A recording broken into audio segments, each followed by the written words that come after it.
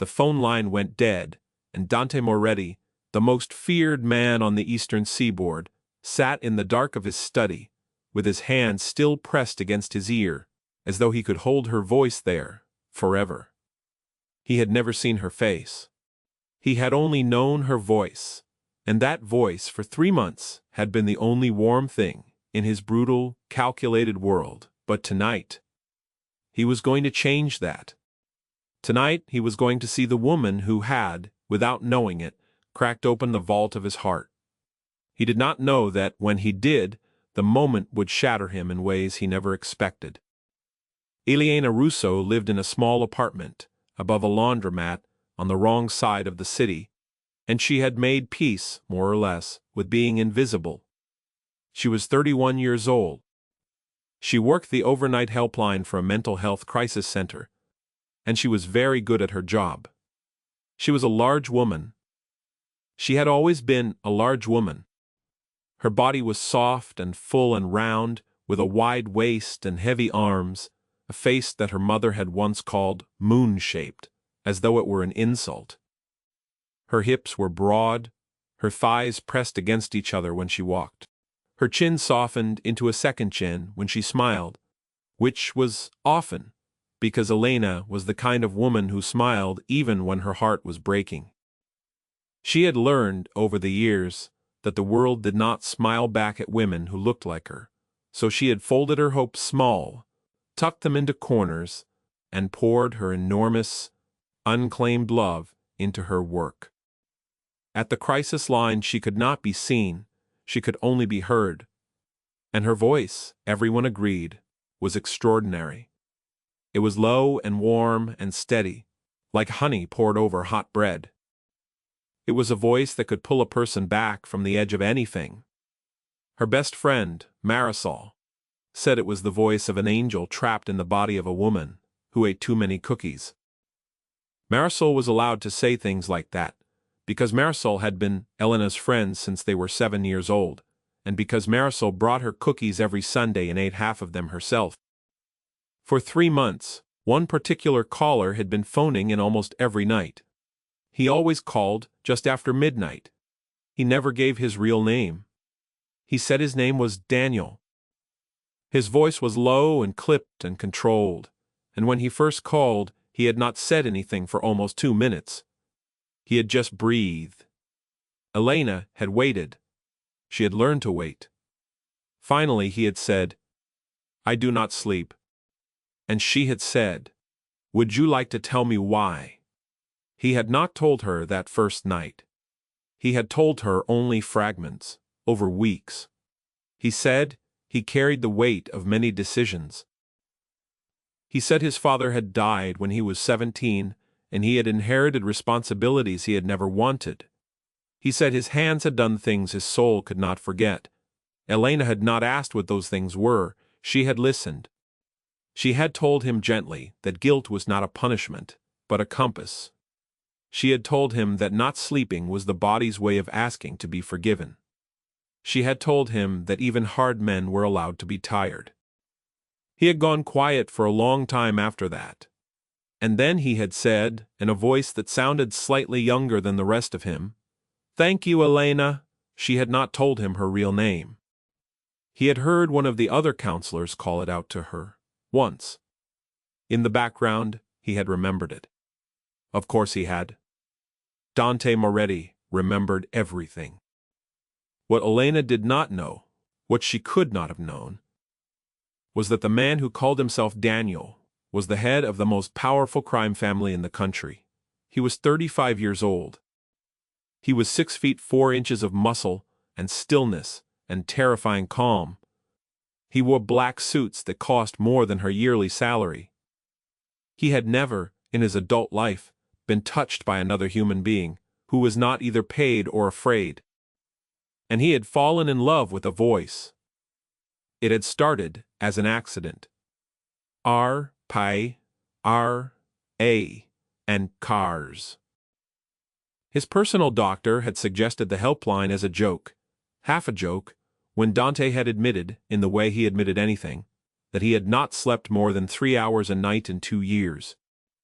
The doctor had said, You will not talk to me.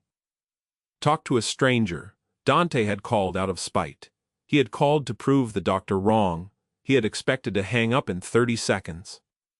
Then Elena had answered. Her voice had come through the line, like something warm entering a cold room, and Dante Moretti, who had ordered men killed with less emotion than most people ordered coffee, had felt something inside his chest go still. He had called back the next night, and the next, and the next. He did not know what she looked like. He had never asked. He had built her, in his mind, in the shape of her voice, soft, warm, patient, safe. He had imagined the way she must lean toward the phone. He had imagined her hair. He had told his second-in-command, a man named Raphael who had grown up beside him and was the only person on earth who could tease him, that he was going to meet her. Raphael had laughed. Raphael had said, You are going to meet a woman. In person, without a contract or a threat or a weapon. Dante had said yes. Raphael had said, Boss, you have not looked at a woman in 6 years. Dante had said, I know. Raphael had said more seriously, What if she is not what you imagined? Dante had said nothing to that, because Dante Moretti did not consider possibilities he did not intend to accept. He had already decided that Elena, whatever she looked like, was his. He had already decided he loved her. He was a man who made decisions once and never revisited them. He had arranged everything carefully. He had asked her on the phone if she would ever be willing to meet the man she had been helping. He had said he wanted to thank her properly. He had said he understood if the answer was no. She had been quiet for a long time. Then she had said softly, I do not usually do that. He had said, I know. She had said, but you are not usual. She had agreed to meet him at a small restaurant she chose, a family-owned Italian place 3 blocks from her apartment, because it was familiar, because it was safe, because if he turned out to be strange she could walk home in 8 minutes. She had not told him she was nervous. She had not told him she had spent 2 hours in front of her closet trying to find something that did not make her feel enormous. She had not told him she had cried, quietly, when she realized nothing did. She had put on a dark blue dress that her mother had bought her, and she had pinned her dark hair back, and she had painted her lips a careful red, and she had looked in the mirror and told herself, out loud, that she was allowed to have one nice evening. She had said to her reflection, He likes your voice. That is all he knows. Just be your voice. She had not known that on the other side of the city, Dante Moretti was standing in front of his own mirror, adjusting the cuffs of a black suit that had been tailored to him in Milan, and telling his reflection nothing at all, because Dante Moretti did not speak to himself. He only acted. The restaurant was warm and small, and smelled of garlic and bread. Elena arrived first. She sat at a corner table near the window and folded her hands in her lap, and tried not to look at the door every 3 seconds. She was not entirely successful. At 8 o'clock exactly the door opened. She knew it was him before she saw his face.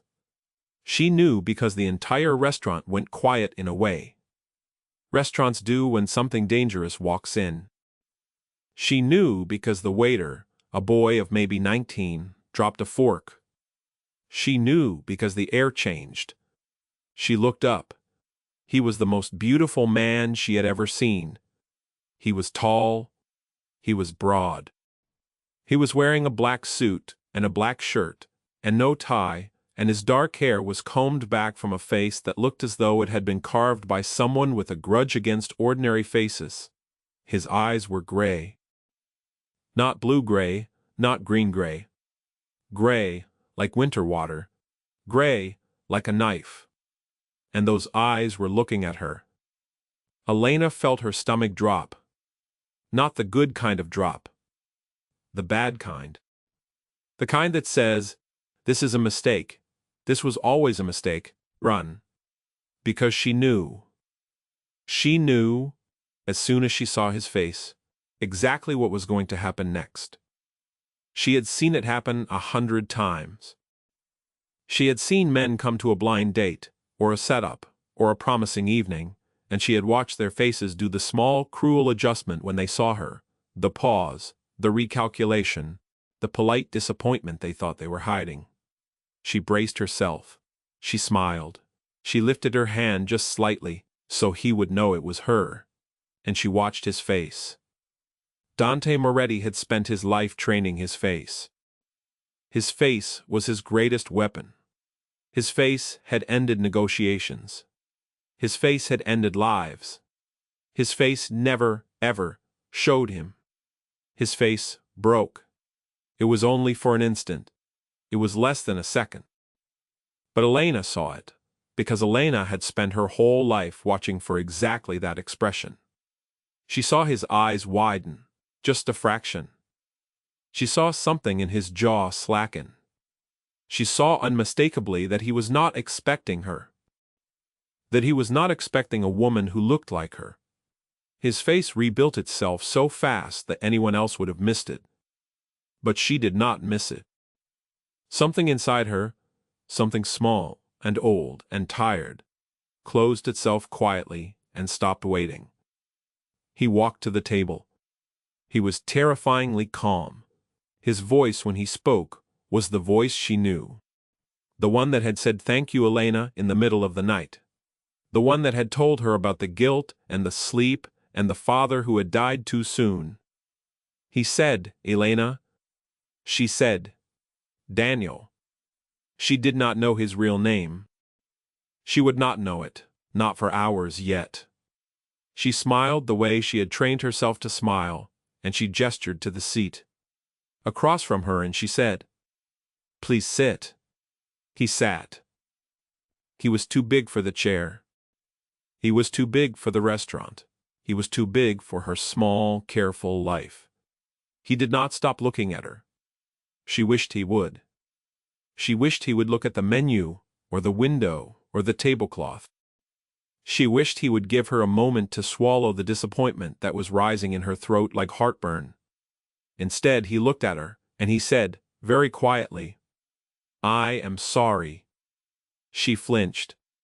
She had not expected that. It was worse than any of the things she had expected.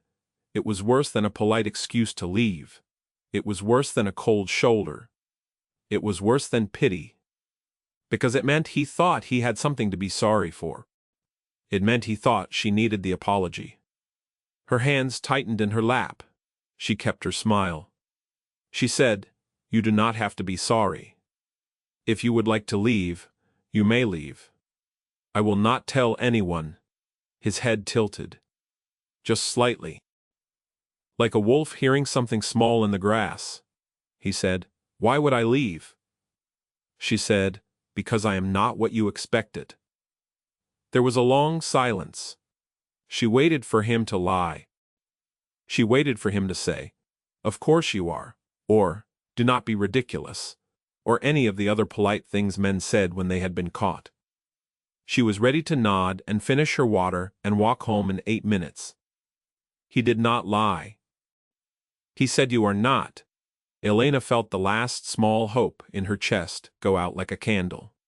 She nodded. She reached for her purse. He said, "Sit down, Elena." His voice had shifted. It was not the voice from the phone anymore. It was a voice she had never heard, a voice that came from somewhere deeper and older, and it stopped her hand halfway to her purse. She looked up at him. He was still looking at her. His gray eyes were burning. He said, "I owe you an apology because I am a coward. I have been calling you for 3 months, and I have imagined your face 1,000 times, and none of the faces I imagined were as beautiful as the one I am looking at now. And when you smiled at me, when you lifted your hand, my heart stopped, because I understood for the first time in my life that I had been imagining a woman when I should have been listening to one. I am sorry, because I have wasted 3 months not knowing what you look like. I am sorry, Because if I had known, I would have come to you sooner. Elena stared at him. She did not know what to do with what he had just said. She did not have a folder for it. Her whole life, she had folders. There was the folder for men who were cruel. There was the folder for men who were polite and disappointed. There was the folder for men who wanted her friendship, but not her body. There was the folder for men who wanted her body, but were ashamed of it. There was no folder for a man like this. There was no folder for a man who looked at her the way he was looking at her. She said in a very small voice, "You do not have to say that." He said, "I never say what I do not have to say." She looked down at the table. She was afraid that if she kept looking at him, she would cry. And if she cried, she would ruin everything, and she was not sure yet what everything was. She said, still not looking up, "I saw your face when you walked in." He was quiet for a moment, then he said, "Yes." She looked up. He said, "I was shocked. I will not lie to you. I was shocked because I had built a picture of you in my mind. And my picture was wrong. My picture was smaller than you. My picture was thinner than you. My picture was less than you. When I saw you, my picture broke. And that is why I looked the way I looked. Not because I was disappointed. Because I was corrected." Elena's mouth opened. It closed. It opened again, she said, "I do not understand you." He said, "I know, you will, give me time." The waiter came. The waiter was still nervous. Dante ordered for both of them without looking at the menu, in fluent Italian, and the waiter left even more nervous than he had arrived. Elena said quietly, "Who are you?" Dante Moretti looked at her for a long moment. He had already decided, on the phone, that he would tell her the truth. He had decided this weeks ago. He was not a man who deceived the people he loved. He was a man who deceived everyone else. He said, "My name is not Daniel. My name is Dante Moretti." She did not react. The name meant nothing to her. She did not read the crime pages of the newspaper. She did not watch the news channels that whispered about him. He saw that she did not know. He was unexpectedly glad. He said, "I run a very large organization. It is not a legal organization. It is very old. It was my father's before it was mine, and his father's before that. Most people in this city are afraid of me. Afraid of me. Most people in this country have heard my name. You have not, and I am grateful. Because it means you have been kind to me for 3 months without knowing you should be afraid." Elena set down the glass of water she had just picked up. Her hand was shaking slightly. She said, "You are a criminal." He said, "Yes." She said, "You have killed people." He said, "Yes." She said, "Why are you telling me this?" He said, "Because I do not lie to you. If you want to leave this restaurant, I will pay for the meal, and I will drive you home myself. And I will never call the helpline again. But if you stay, you should know exactly what you are staying with." Elena sat very still. She thought about the voice she had listened to for 3 months. She thought about the man who had said, "I do not sleep." She thought about the pauses, the guilt, the exhaustion. She thought about how she had known even then that this was not an ordinary caller. She thought about how she had told herself she did not care what he had done, because pain was pain, and no one deserved to sit alone with it at midnight. She looked at him. She said, "Why did you call me?" He said, "Because my doctor made me." I intended to hang up. "Then you answered," she said. "And?" He said, "And I did not hang up." She almost smiled. She caught it, just in time. She said, "Dante." It was the first time she had said his real name. He closed his eyes. For just a moment, as though the sound of it hurt him in some good way. She said, "I need to think." He said, "Take as long as you need." She said, "I am going to eat this meal." and I am going to let you drive me home, and then I am going to think for a few days. Is that all right?" He said yes. They ate, they talked, carefully, about small things. He asked her about her work. She asked him nothing about his. He watched her the whole time, with an intensity that should have frightened her, and did not. She realized halfway through the meal that no one had ever looked at her the way he was looking at her. Not once, not in 31 years. He drove her home in a car that was quieter than any car she had ever been in. He walked her to her door. He did not touch her. He did not try. He waited until she was inside, and then he waited another 10 minutes in the car, watching her window, before he drove away. Alinea sat on her small couch and stared at the wall for 2 hours. Then she called Marisol. Marisol arrived in 20 minutes with cookies and wine and an expression that said, "Tell me everything, right now, from the beginning." Elena told her everything. When she finished, Marisol was quiet for a long time. Then she said, "Elena, sweetheart, listen to me. This man is either the worst thing that has ever happened to you, or the best. There is no middle." Elena said, "I know." Marisol said, "What does your gut say?" Elena said, "My gut says he was telling the truth." Marisol said, "About all of it." Elena said, "About all of it, including the part about my face." Marisol reached across the couch and took her hand. Marisol said, "Then you already know what you are going to do." Elena did not answer, but she did know. She waited 3 days. She did not answer the phone when he called, though he did call, once, on the 3rd night, at exactly midnight. He did not leave a message. He did not need to. She knew what the call meant. He was still there. On the 4th day, she called him back. She said, "I would like to have dinner with you again." He said, in a voice that sounded, for the first time, like a man who had been holding his breath, "Tell me when." They began, cautiously, to see each other. He came to her always. He never asked her to come to him. He said, once, that his world was not a world he wanted to bring her into unless she chose it, and even then not until she was ready. He met her at coffee shops. He met her at bookstores. He met her at the small park near her apartment. He brought her flowers, always different flowers, and once she asked him where he got them, and he said quietly that he owned the shop. She said, "You own a flower shop?" He said, "I bought it last week." She said, "Why?" He said, "Because the owner was rude to you when you went in on Tuesday." She had blinked at him.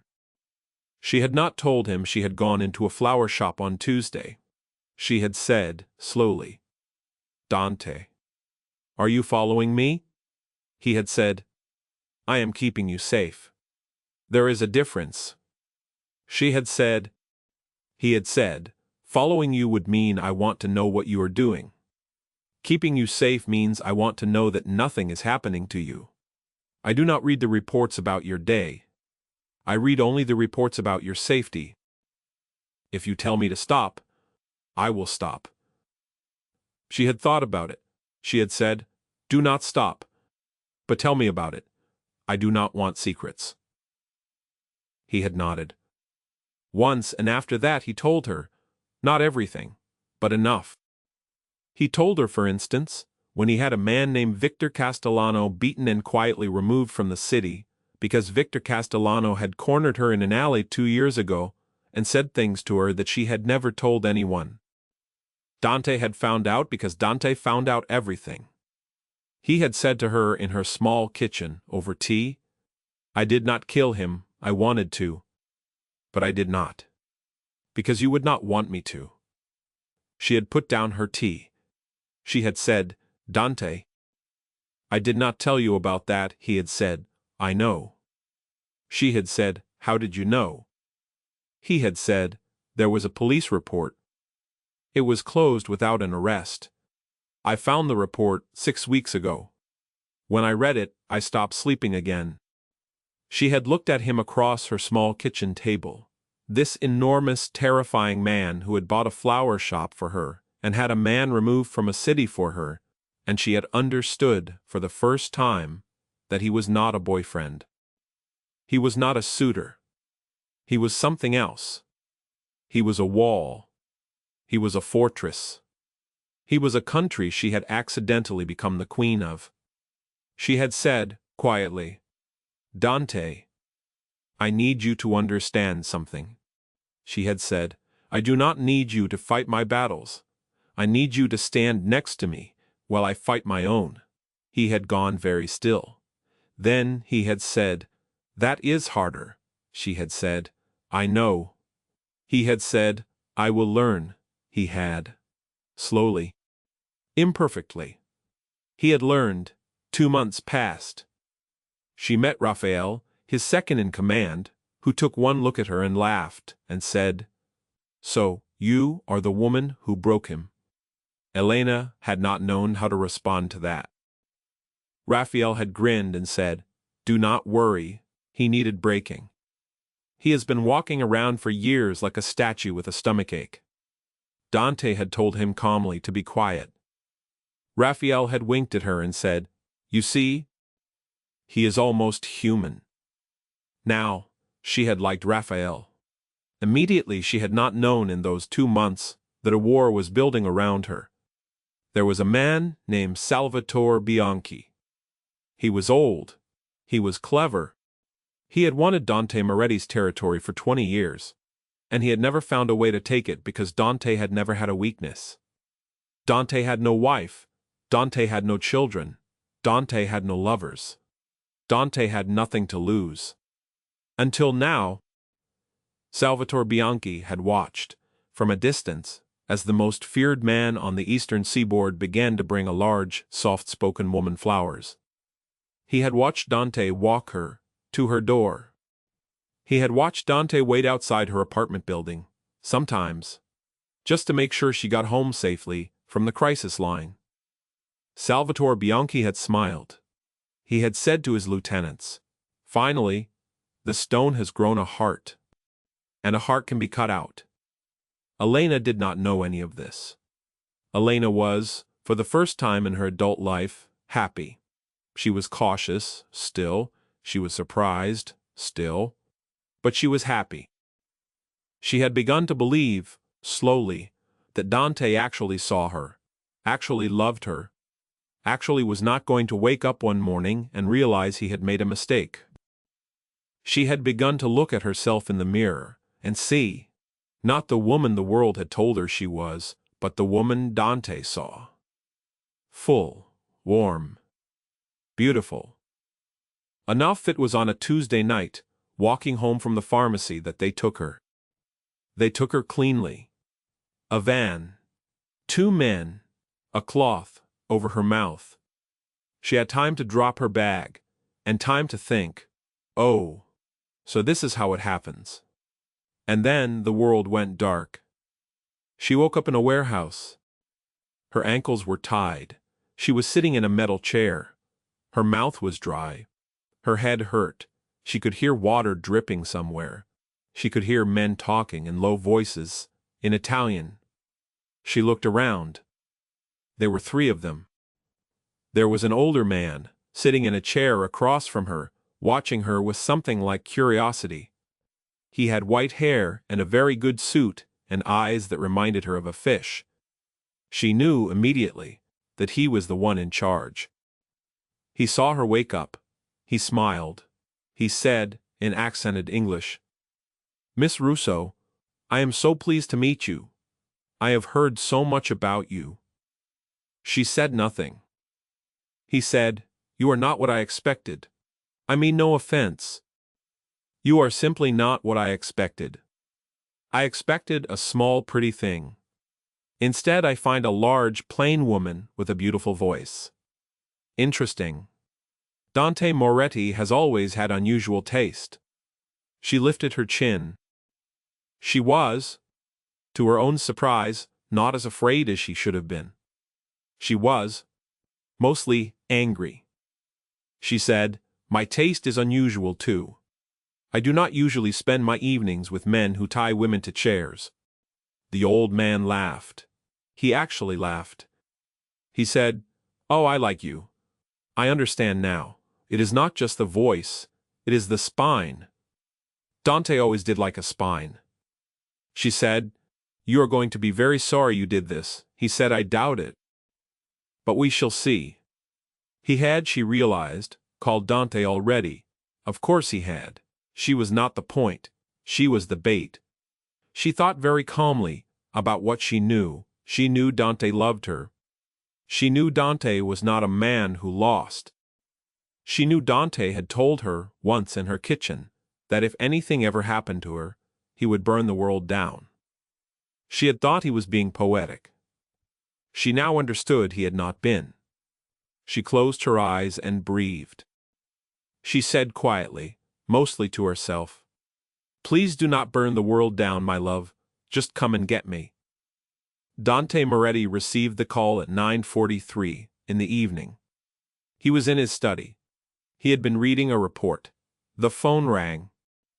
He picked it up.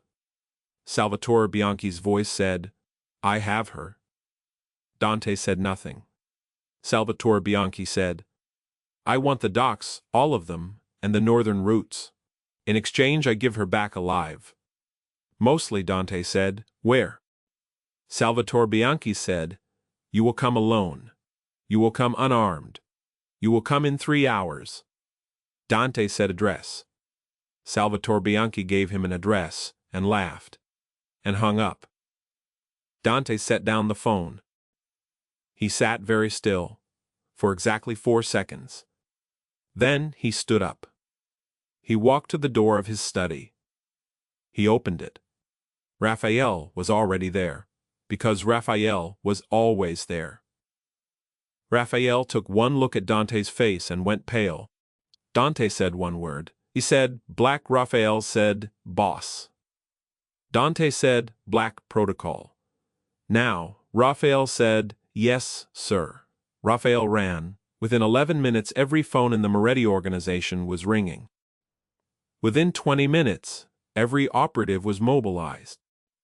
Within 30 minutes, the analysts had triangulated Elena's phone, her last known movement, the license plates of every van registered to anyone who had ever exchanged so much as a handshake with Salvatore Bianchi. Within 45 minutes they had the warehouse. Dante did not go alone. Dante did not go unarmed. Dante was not a man who followed the instructions of men who took his woman. Dante went with 40 men. He went with 3 helicopters. He went with a level of coordinated force that the city had not seen in a generation. He did not order violence. He did not need to.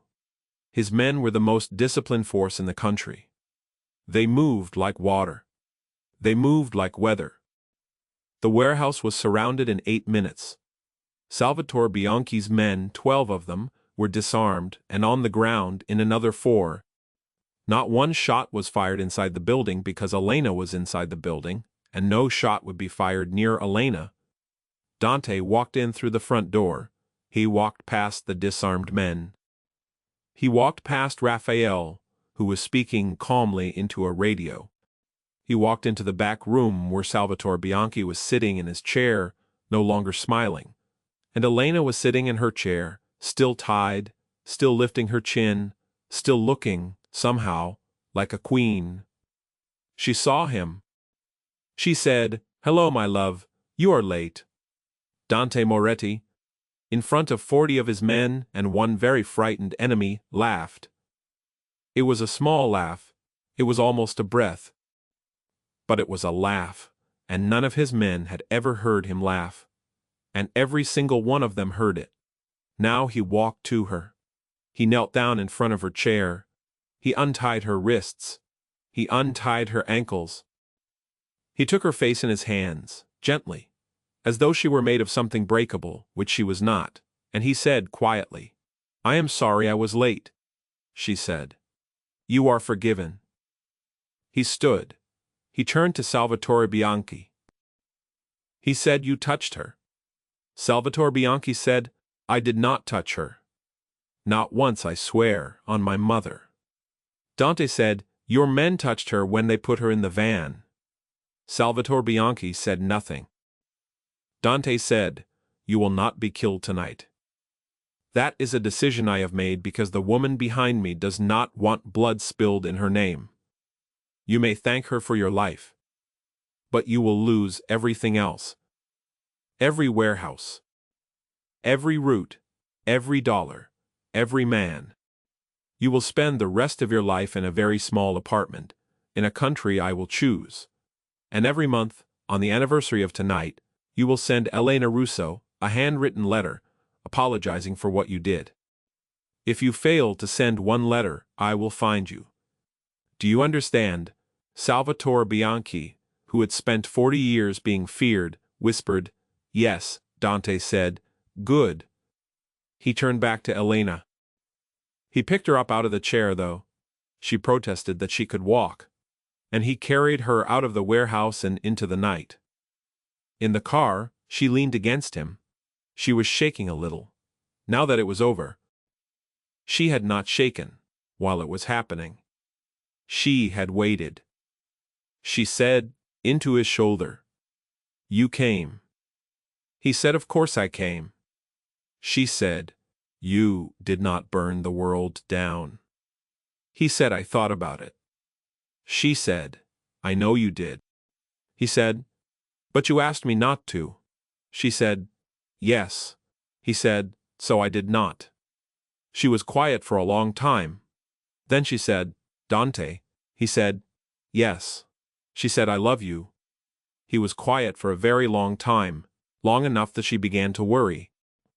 Then he said, in a voice that was not quite steady, Elena, I have loved you since the third phone call. I would have loved you if you had looked like anything. I would have loved you if you had looked like nothing. I love you because you are the only person in my life who was kind to me before you knew who I was, and who was kind to me anyway, after. I love you because you are the only warm thing in my world. I love you because you are, I think, the reason I was born. Elena, in the back of the quietest car she had ever been in, began to cry. They were good tears. She let them come. 6 months later, Elena stood at the top of a small set of stairs in a garden she had helped design, in front of 200 people she mostly did not know, and looked out over a crowd that had gathered for the opening of the Russo Center for Crisis Support, a 24-hour facility that Dante had built, staffed, and endowed in her name. It was the largest crisis center on the eastern seaboard. It served, free of charge, anyone who called. It had 30 counselors. It had a research wing. It had a garden. It had, on the front of the building, carved into the stone a single sentence. The sentence read, because a voice in the dark can save a life. Elena had cried when she saw it. She cried, easily now because she had learned in 6 months that she was allowed to. She was wearing a dark green dress that had been made for her by a designer Dante trusted. She looked, in the dress, like exactly what she was. A large woman, a beautiful woman, a queen. She spoke to the crowd, she thanked them. She told them the story of a man who had called a helpline, once, and stayed on the line long enough to change both of their lives. She did not say his name. She did not have to. Everyone knew his name. When she finished, Dante walked up the stairs. He was carrying nothing. He was wearing a black suit. He looked, as he always looked, terrifying and calm. He stood next to her. He took her hand. Then, in front of 200 people, and the mayor, and 3 photographers, and Marisol, who was already crying, and Raphael, who was pretending not to, he knelt down. He reached into his pocket. He said, Elena Russo, I have spent my life ruling an empire. I did not know, until you, that I had built the wrong empire. The empire I want is smaller and quieter and better than the one I have. It is you. I want to build the rest of my life inside the walls of you, Will you let me? She looked down at him. She thought briefly about the woman she had been 6 months ago, standing in front of a mirror in a dark blue dress, telling herself she was allowed to have one nice evening. She said, yes.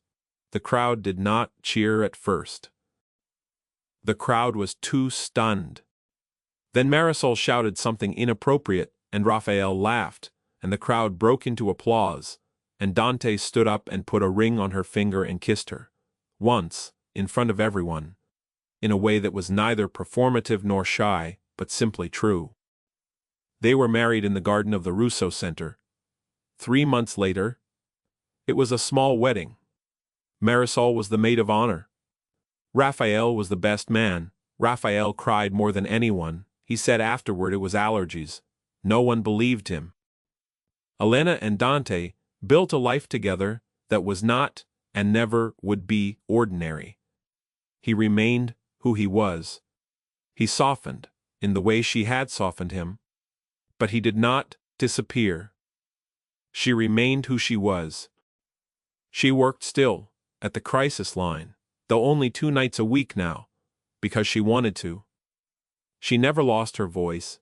She never lost her kindness. She simply learned, at last, that she deserved to be adored. And Dante Moretti, the most feared man on the eastern seaboard, learned that the greatest use of terrifying power was not to take, but to protect. Not to break, but to build. Not to be feared, but to be.